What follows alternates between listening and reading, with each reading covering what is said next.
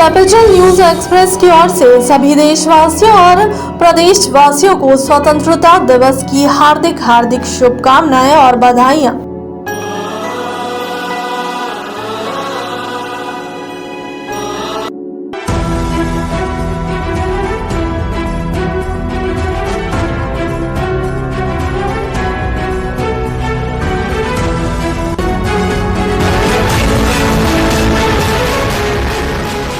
नमस्कार, news capital express में आपका स्वागत है। शुरुआत करते हैं खास खबरों के साथ। अपनी पूरी टीम के साथ अभी भी मैं वल्लभ भवन के कंट्रोल रूम में बैठा हूं। सीएम, डीजीपी, एससीएस सहित पूरी टीम धार जिले के कारम डैम पर नजर रखे हुए हैं। जनता पूरी तरह से सुरक्षित रहे, इसके लिए युद्ध स्तर पर प्रयास चल रहे हैं। स्थिति नियंत्रण में है। कल हमने बाईपास चैनल बनाकर पानी की निकासी प्रारंभ की। उम्मीद यह थी कि एक बार पानी की निकासी शुरू होने के बाद जो मिट्टी की वॉल बनी हुई है वह तेजी से चौड़ी होगी और पानी अधिक मात्रा में निकलेगा, लेकिन साइड वाले के कारण वह उतनी तेजी से कटी नहीं और इसलिए हम यहाँ लगातार प्रयास कर रहे हैं कि पानी को कैसे हम और ज़्यादा मात्रा में निकालें।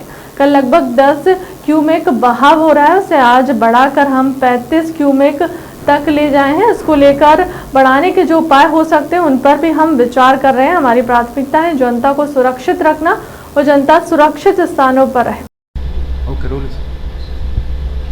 अपनी पूरी टीम के साथ अभी भी मैं कंट्रोल रूम में बैठा हूं वल्लभ भवन के। सीएस, डीजीपी, एसीएस सहित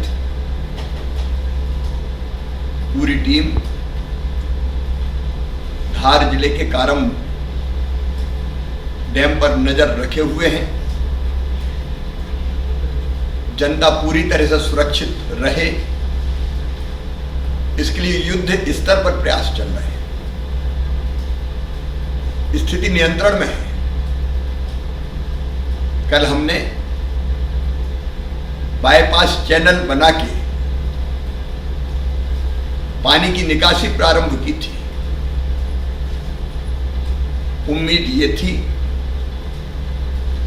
एक बार पानी की निकासी शुरू होने के बाद जो मिट्टी की पाल बनी हुई है वो तेजी से चौड़ी होगी और पानी और अधिक मात्रा में निकलेगा, लेकिन पाल के मजबूत रहने के कारण उतनी तेजी से कटी नहीं है और इसलिए हम लगातार ये प्रयास कर रहे हैं कि पानी को कैसे हम और ज्यादा मात्रा में निकालें। कल लगभग 10 क्यूमेक्स के बहाव को जो कल हो रहा था आज बढ़ा के 35 तक हम ले गए हैं। इसको और बढ़ाने के जो उपाय हो रहे हैं, हो सकते हैं, उन पर भी हम विचार कर रहे हैं।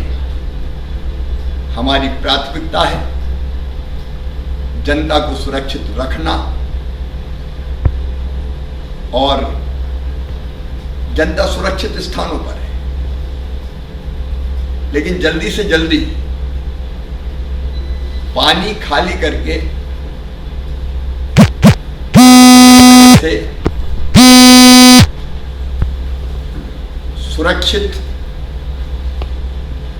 माहौल बना ले, इसकी कोशिश लगातार पूरी टीम कर रही है। डैम साइट पर भी हमारे तीन मंत्री उपस्थित हैं।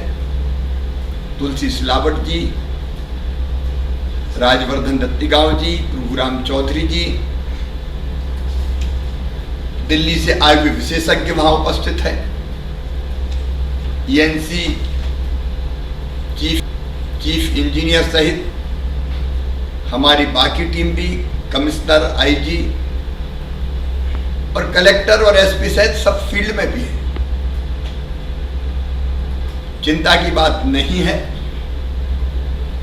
लेकिन जब तक हम पूरा पानी नहीं निकाल देते तब तक हम चैन से नहीं बैठेंगे। इसलिए लगातार प्रयत्न जारी है। मैं इतना जरूर कहना चाहता हूं इस संकट के समय आरोप प्रत्यारोप के बजाय हमको राजनीतिक दलों की सीमाओं से ऊपर उठकर पहला ध्यान जनता की सुरक्षा पर देना चाहिए, ताकि हम विश्वास का वातावरण भी निर्मित कर सकें। यह समय राजनीति करने का नहीं है, ये समय कैसे हम परिस्थितियों को नियंत्रित करके लोगों को सुरक्षित रखें इसका है। तो मैं सभी का सहयोग चाहता हूं। मैं अपने उन भाइयों बहनों का आभारी हूं जिन्होंने प्रशासन की बात मानी और सुरक्षित ऊंचे स्थानों पर गए हैं। उनको दिक्कतें घर से बाहर जाने में होती है, स्वाभाविक है, लेकिन वो पूरा सहयोग कर रहे हैं। पर हमारी भी प्रतिबद्धता है अपनी जनता की जिंदगी की सुरक्षा, मवेशियों को कोई नुकसान ना पहुंचे, और इसके अलावा हम लगातार कोशिश कर रहे हैं कि गांव को भी कोई नुकसान ना पहुंचे। आप सबका पूरा सहयोग मिलेगा, ये मेरा विश्वास भी है और ये मेरी अपील भी है।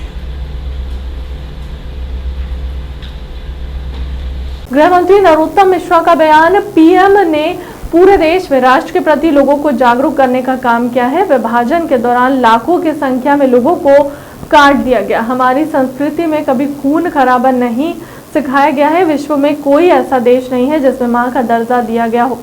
भारत सिर्फ एक ऐसा देश है जिसमें मां का दर्जा है। 14 अगस्त को हमारी मां को बांट दिया गया। देश की आज़ादी के लिए कई लोग फांसी पर चढ़ गए। आज भी देश में देशद्रोह है, उन्हें प्रोत्साहित करने वाले भी हैं। भारत तेरे टुकड़े होंगे, इंशाअल्लाह कितने अफजल मरेंगे, हर घर से अफजल निकलेंगे। देखिए, प्रधानमंत्री जी मोदी जी ने के आह्वान पर देश खड़ा होता है। ये अकेला तिरंगा अभियान से न जोड़ो। आजादी के बाद एक ऐसा नेतृत्व देश को मिला है जिसमें सर्वहारा वर्ग को, हर व्यक्ति को विश्वास है।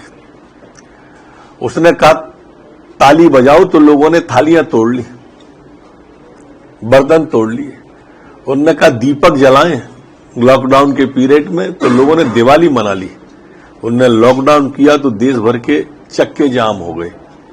आज उन्होंने तिरंगा फहराने की अपील की,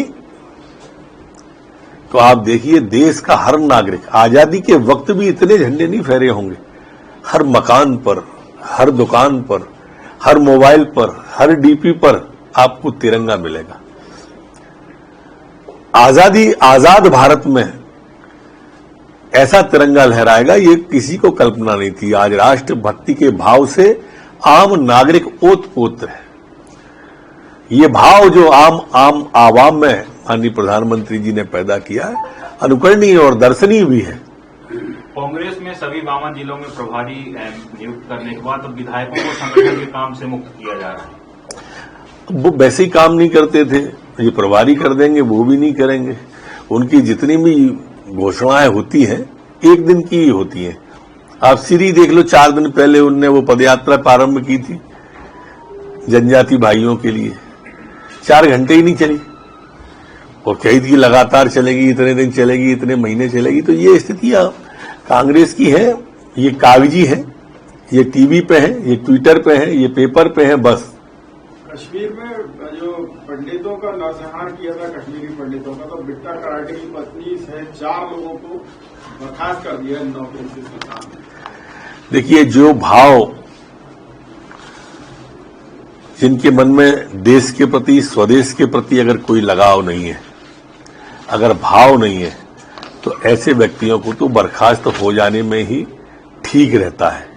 क्योंकि जो देश के टुकड़े करने की सोचते हो, टुकड़े टुकड़े गैंग के समर्थक हो, जो घृणा फैलाने का काम करते हो, जो समाज विरोधी काम करते हो, उनसे प्रशासन को सख्ती से निपटना चाहिए, ऐसी मेरी मान्यता है।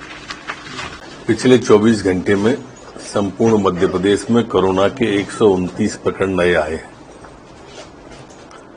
जबकि ठीक होकर स्वस्थ होकर अपने घरों की ओर जाने वाले 182 लोग हैं। वर्तमान में मध्य प्रदेश में 899 एक्टिव केस हैं। जो सैंपल पिछले 24 घंटे में लिए गए वो 5,564 लोगों के सैंपल लिए गए। संक्रमण दर वर्तमान में हमारी 2.32 है, जबकि रिकवरी की दर हमारी 98.6 बनी हुई है। पिछले 24 घंटे में कोई भी पुलिसकर्मी संक्रमित नहीं हुआ है। 6 एक्टिव केस पुलिसकर्मियों के वर्तमान में हैं।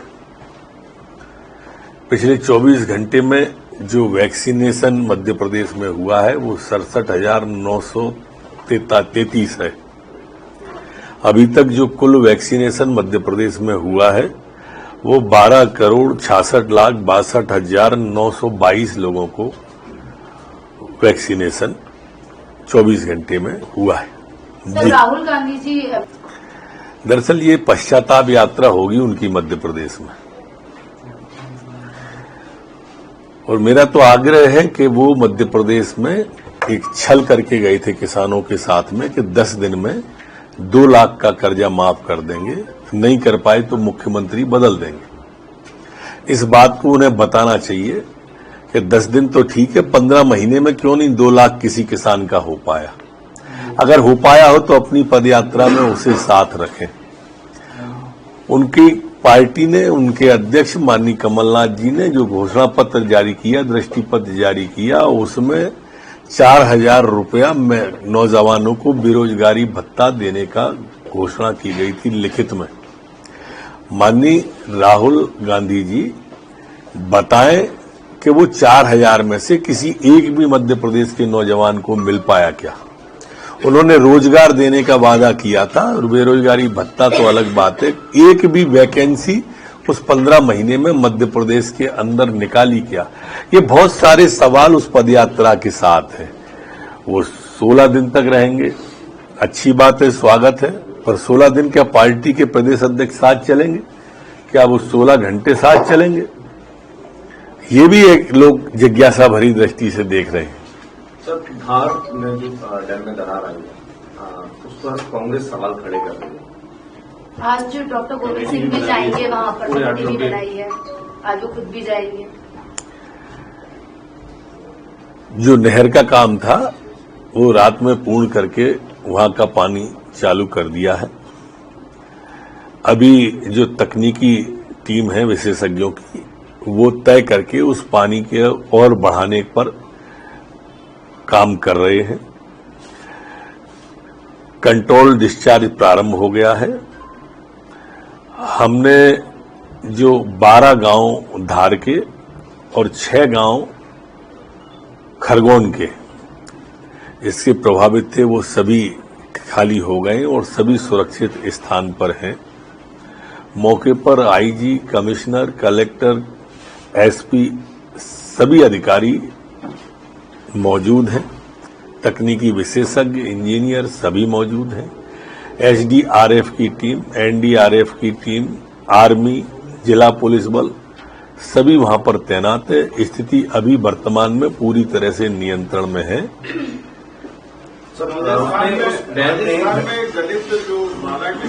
आजादी का 75वां अमृत महोत्सव अनोखे अंदाज में मनाते नजर आए।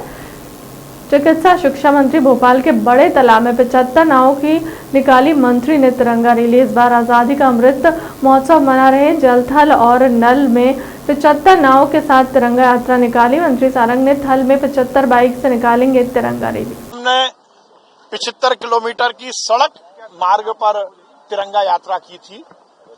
हजारों की संख्या में 10,000 बाइक थी उसमें, और आज हम 75 नाव के साथ आजादी का 75वां वर्ष मना रहे हैं, अमृत महोत्सव मना रहे हैं।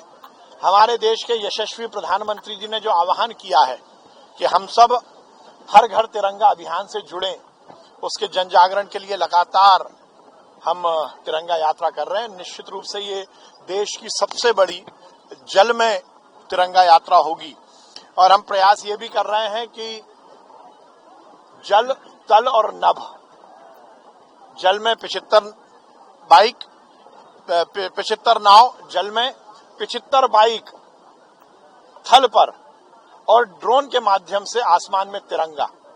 तो हम प्रयास कर रहे हैं कि तीनों झंडे एक साथ लहराएं, जल में भी, तल में भी और नभ में भी, और उस संकल्प के साथ कि पूरी दुनिया में तिरंगा लहरा जाए। मध्य प्रदेश में कांग्रेस के द्वारा साल 2023 मिशन को लेकर केंद्रीय मंत्री ज्योतिरादित्य सिंधिया का बयान सामने आया। केंद्रीय मंत्री ज्योतिरादित्य सिंधिया ने कांग्रेस पर पलटवार करते हुए कहा कि भारतीय जनता पार्टी जनता के विकास के आधार पर और प्रधानमंत्री नरेंद्र मोदी के विजन के अनुसार काम कर रही है और मुझे पूरा विश्वास है कि साल 2023 में जो हमारी टोली है उन पर जनता का विश्वास आगामी चुनाव में रहेगा। हर राजनीतिक दल अपनी कार्यशैली के अनुसार कार्य करता है। मुझे कांग्रेस की कार्यशैली के बारे में पता है और यह हमने पिछले कई दिनों और वर्षों में देख लिया। जिस दिन पानी की 5 अगस्त को राम मंदिर की आधारशिला रखी गई थी, उस दिन कुछ नेताओं ने उसको चुनकर काले वस्त्र धारण कर किसी तरीके से कार्यक्रम आयोजित किया या उनकी मानसिक विचारधारा को प्रदर्शित करता है। 2 दिन का मेरा प्रवास है, कई जगह कार्यक्रम भी हैं। हमारे ग्रामीण अंचल में जो हमारे 6 परिजनों के कंवर यात्रा पे गए थे, उनका दुखद निधन हुआ था। मैं श्रद्धांजलि अर्पित भी करने भी जा रहा हूँ। जिला अस्पताल मुरार में नई सौगात हम लोग देने जा रहे हैं, जो इस ग्वालियर शहर के स्वास्थ्य सेवाओं को हम लोग सुदृढ़ बना रहे हैं। उस अभियान में हजीरा अस्पताल का हो गया, जिला अस्पताल मुरार का हो गया, ग्वालियर के सबसे महत्वपूर्ण 1000 बिस्तर का स्पेशलिटी अस्पताल भी तैयार हो रहा है, सुपर स्पेशलिटी भी तैयार हो रहा है। इन सभी योजनाओं को हम आगे ले जा रहे हैं और कल बहुत महत्वपूर्ण कार्यक्रम आज़ादी के पर्व पर विभीषिका विभाजन विभीषिका दिवस की स्मृति में 2 कार्यक्रम हम लोग आयोजित कर रहे हैं। और उसी के साथ हॉकी स्टेडियम एस्ट्रोटर्फ का जो मेरे पूज्य पिताजी के द्वारा बनाया गया था रेलवे मंत्री होने के समय में, उसकी नवीनीकरण का भी हम लोग उद्घाटन करने जा रहे हैं। सर, कांग्रेस ने प्रभारी नियुक्त कर दिए, कह रही है कि 2023 के इलेक्शन की तैयारी है हमारी और प्रत्येक जिले में एक प्रभारी तैनात किया है। क्या इसका कोई असर पड़ेगा? भारतीय जनता पार्टी जनता के विकास के आधार पर, प्रधानमंत्री नरेंद्र मोदी जी के विजन के अनुसार, मुख्यमंत्री शिवराज सिंह जी के अथक प्रयासों के अनुसार, हमारे प्रदेश अध्यक्ष वी शर्मा जी, हमारे राष्ट्रीय अध्यक्ष JP नड्डा जी की लगन के अनुसार मुझे पूरा विश्वास है कि 2023 में हमारी जो टोली है, और ये टोली जो आप अपने समक्ष देख रहे हैं लोगों की, ये राजनीतिज्ञों की नहीं लेकिन प्रधानमंत्री जी की आशा के अनुरूप ये जन सेवकों की टोली है। जनता का विश्वास बरकरार भारतीय जनता पार्टी के साथ रहेगा, इसका मुझे पूरा विश्वास है। हर राजनीतिक दल अपने कार्यशैली के अनुसार कार्य करता है। कांग्रेस की क्या कार्यशैली है हमने पिछले कई दिनों और कई वर्षों में देख लिया। जिस दिन राम मंदिर की आधारशिला रखी जा रही थी, 5 अगस्त के दिन पर को चुनकर काले कपड़े धारण कर किस तरीके से एक कार्यक्रम आयोजित किया गया। एक मिनट, जहाँ तक फ्लाइटों की बात है, आप लोगों को अच्छी तरह से आप लोग भली भांति परिचित हैं। वो ग्वालियर 2 या 3 शहरों के साथ जुड़ा हुआ था, उस ग्वालियर को हम लोग ने अब 10 शहरों के साथ जुड़ा दिया। अब सुविधा ग्वालियर को मिल चुकी है, अब ग्वालियर के वासियों को उस सुविधा का उपयोग करना है। अरे भैया, वही तो मैं कह रहा हूँ ना, ग्वालियर सुनो भाई, ग्वालियर के वासियों को उस सौगात का उपयोग करना है। और जिस फ्लाइट में अभी आया हूँ मैं ग्वालियर, दिल्ली से ग्वालियर, मैं अभी चर्चा कर रहा था प्लेन के अंदर ही, 75 हमारी सीटें हैं और 72 सीटें भरी हुई हैं। तो कुछ फ्लाइटें छकाछक भरी जा रही हैं, जैसे दिल्ली वाली फ़्लाइट जो पहले आप लोगों और हमारा अनुमान था कि बड़ी चिंता लग रही है भैया, केवल 30 यात्री जा रहे हैं, 40 यात्री जा रहे हैं। बेंगलोर की फ़्लाइट भी काफ़ी कुछ फुल जा रही है, हैदराबाद की फ़्लाइट भी काफ़ी कुछ फुल जा रही थी। लेकिन कुछ फ़्लाइटें हैं जहां हमें बड़ी चिंता है। उदाहरण के तौर पर जो अलायंस एयर की फ़्लाइट की शुरुआत मैंने की थी भोपाल और जबलपुर के लिए, उसमें लोड बहुत कम है। कोलकाता की फ़्लाइट में भी लोड करीब 50% के अनुमान है। तो हमारा कार्य है कि हम लोग सौगात दे पाएँ, पर उसमें यात्री भर पाएंगे तभी एयरलाइन उसे परमानेंट बेसिस पर चला पाएगी। जिस क्षेत्र को पूरी तरह से डीरेगुलेट हो गया है पूरे देश में, उस पर नियंत्रण रखना और अपना ऑर्डर चलाना तो संभव नहीं है। अब ये हमारे ग्वालियर के वासियों के ऊपर निर्भर है कि जो सौगातें दी गई हैं उनको चलाना है तो भर भर के जाएं, अपने परिजनों से मिलें, दूसरे शहरों में दर्शन करने जाएं। जो आपके मीडिया के तहत से भी हाथ जोड़ के मैं निवेदन करूंगा कि ये सौगातों का लाभ हम लोग लें। आने वाले समय में एक भव्य एयरपोर्ट भी ग्वालियर में बनने जा रहा है, आप लोगों को मालूम है, 500 करोड़ का। तो हमारी कोशिश है कि आवागमन की सुविधाओं को हम लोग बढ़ाएं। वेस्टर्न एक्सप्रेसवे बन रहा है, अटल एक्सप्रेसवे बन रहा है, अब आगरा से ग्वालियर तक भी 6 लेन बनाने की मैं कोशिश कर रहा हूँ गडकरी साहब के साथ, धौलपुर के हमारे सांसद के साथ। तो ये सब कावियाँ चल रही हैं। रेलवे नया स्टेशन हम बनने जा रहा है, पर अंत में हमारे क्षेत्र के वासियों को उसका लाभ उठाना होगा ताकि ये लंबे अरसे तक हम लोग चला पाएँ। कुछ किराए को लेकर कुछ बातचीत चल रही है? मैंने फेयर बैंड हटा दिया है 31 तारीख से, और जहाँ तक किराए की बात है रेलवे का, ये एक मार्केट मैकेनिज्म है। एयर टर्बाइन फ्यूल ATF का दाम। भोपाल के करोद स्थित चंदन नगर जैन कॉलोनी में जैन मंदिर से निकाली गई तिरंगा यात्रा अमृत महोत्सव के उपलक्ष्य में जैन समाज के द्वारा भी जगह जगह कार्यक्रम किए जा रहे हैं। यात्रा करोद स्थित जैन मंदिर से प्रारंभ होकर हाउसिंग बोर्ड मुल्ला कॉलोनी होते हुए जैन मंदिर पर ही समाप्त हुई।